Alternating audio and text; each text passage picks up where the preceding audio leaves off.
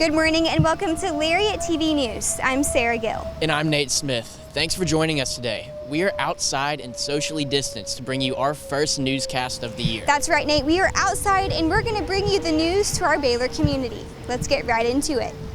Baylor University has launched a COVID dashboard that alerts the community of the number of daily positive coronavirus cases and general coronavirus testing administered on and off campus for students. Per the dashboard, Baylor reported 149 new cases from Monday through Wednesday, including a record high of 54 cases recorded on Tuesday. The positivity rate Tuesday and Wednesday jumped to a near 14%. The numbers will be updated daily at 3 p.m. with day-to-day cases, cumulative cases, and positivity rate. As of Thursday, there are 219 active cases in the Baylor community. This dashboard can be found at baylor.edu/coronavirus. One major Baylor fraternity is suspended from all activity after violating off-campus regulations set by the university earlier this month. LTVN's Winston Margaritas takes us in depth as Fiji fights to stay afloat. On this block, one party left the Phi Gamma Delta fraternity suspended for the foreseeable future. This suspension is part of Baylor cracking down on off-campus social gatherings. The party occurred last week at an off-campus house on this row. Phi Gamma Delta was the first fraternity on Baylor's campus back in 1856. Just 25 years ago, they were the most successful fraternity at Baylor. Fiji won Sing an unprecedented 4 years in a row in 1993, 1994, 1995, and 1996. Fiji has not won Sing since that run of greatness and has been plagued by suspensions and probations in recent years. Phi Gamma Delta headquarters issued a statement regarding the temporary suspension of the chapter at Baylor University for violating the COVID-19 safety guidelines. For Lariat TV News, I'm Winston Margaritas. Baylor's football team took a stand Wednesday night in protest of the Jacob Blake shooting by Kenosha, Wisconsin police earlier this week. With social injustice being a major topic over the course of 2020, the Blake shooting led Dave Aranda and his team to forego practice, have an open conversation about how to come together, and ultimately march across campus. Baylor football Twitter released a statement saying this was an organized, team-led demonstration. Starting August 31st, Baylor will begin conducting random coronavirus testing on a mixture of faculty, staff, contractors, and on and off-campus students. This will happen weekly all the way until November 20th. The goal is to give the university a better picture of the potential hotspots on campus, allowing them to position resources appropriately. To incentivize testing, Baylor will award prizes to random students who correctly follow protocol and get tested. It's all a part of Baylor's Family First plan, keeping the campus community as healthy and safe as possible. As students moved into their dorms last week, they also experienced Baylor's social distancing guidelines for the very first time. Despite all the new rules and regulations in place, a large gathering was spotted and recorded near Fountain Mall, ignoring these new policies. LTVN's George Schroeder tells us the student who posted this video was not very pleased with what she saw. Just about everyone is familiar with mask wearing and social distancing guidelines, and students here on Baylor's campus are no exception. However, a viral video released on Twitter last night shows that many students might not be taking those safety precautions seriously. This clip, posted Thursday by Cassie Natero, shows dozens of Baylor students ignoring guidelines and gathering illegally. I was furious. I was helping these freshmen move in, and they're just going to go and disrespect all of the Baylor students like that. Like, that's not cool. And Natero knows that incidents such as this have put in-person instruction in jeopardy. I think we're going to be online before September hits. Yeah, I don't think we're going to make it very far because of things like that. Baylor PD reportedly received multiple calls, and while it is still unknown whether the department took action, they released this statement to LTVN saying, "The situation that occurred on Fountain Mall Thursday night provides another educational opportunity for our students as we all work together to prevent and manage COVID-19 on our campus. If you are outside on the Baylor campus and not able to socially distance, you must wear a mask, according to university policy." But as for some students, not everyone sees purpose in always masking up outdoors. I mean, I think, if you're keeping your distance outside, I don't think it's necessary to wear a mask, but if you're inside, I think it's important. Natero, however, has a message that won't soon change. I hope that little bit of freedom was worth it to spend the rest of the semester in your house with your parents again.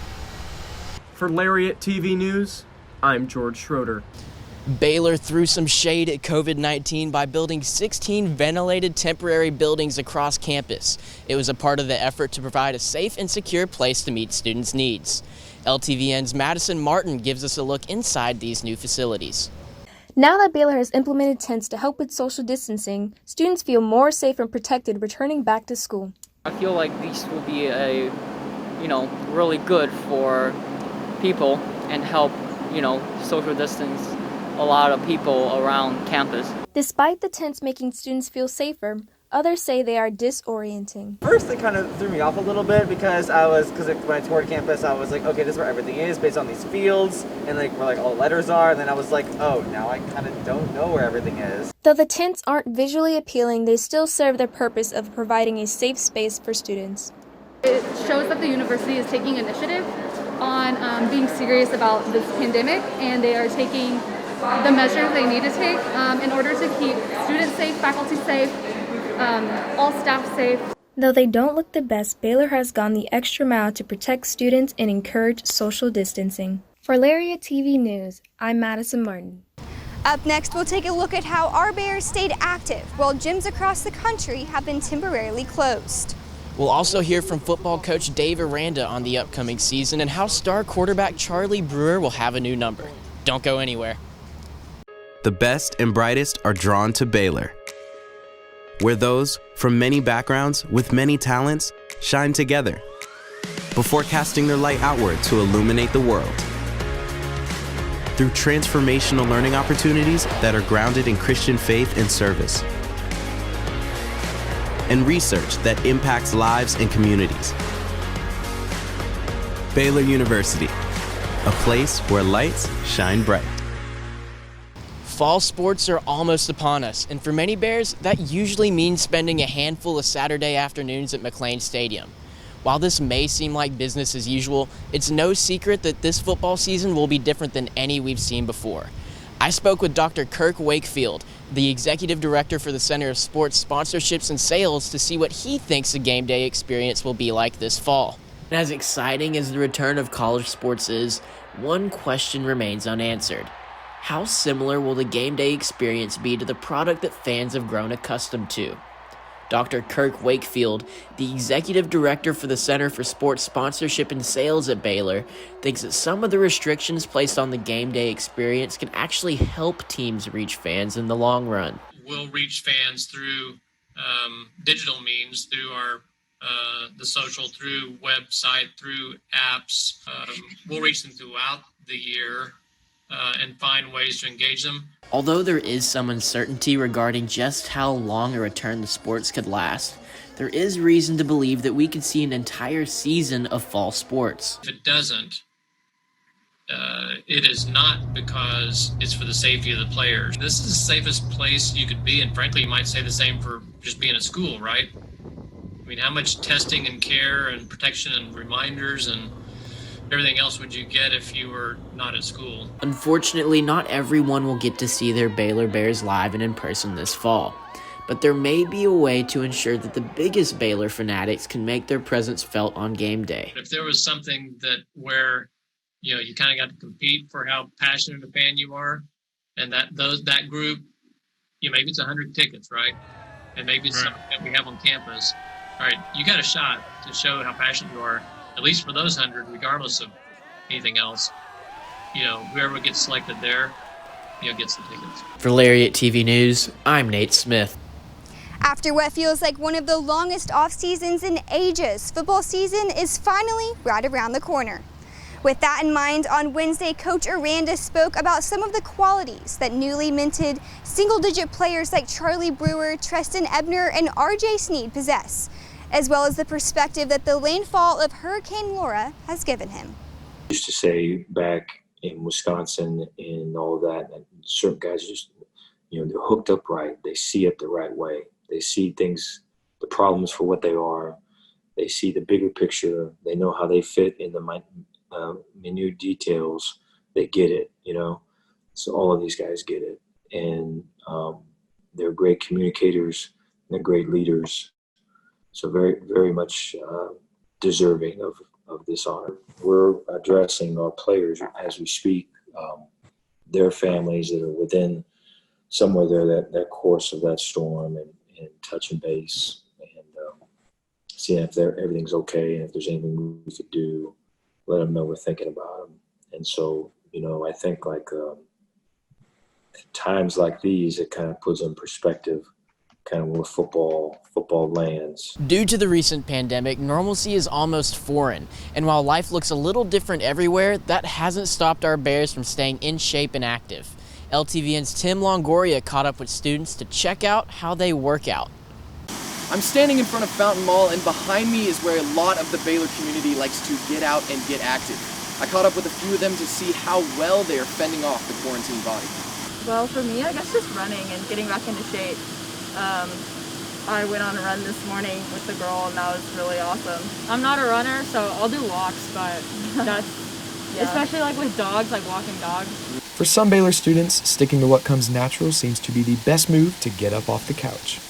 I go for like a daily run around my neighborhood every 2 to 3 weeks. I mean, no, 2 to 3 times a week.